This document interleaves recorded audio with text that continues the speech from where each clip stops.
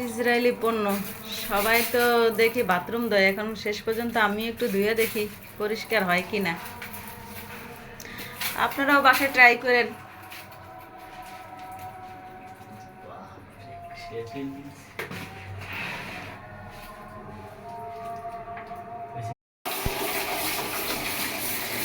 সবাই দেখি Coca Cola দিয়ে বাথরুম ধোয়, আজকে আমিও ট্রাই করে দেখি পরিষ্কার হয় কি না। অসাধারণ, অনেক পরিষ্কার হয়েছে, দেখেন আপনারা, দেখেন অনেক পরিষ্কার হয়েছে, আপনারাও কইরেন। এই দেখেন ঝকঝকা চকচকা কোকো কোলা দিয়ে কত সুন্দর পরিষ্কার।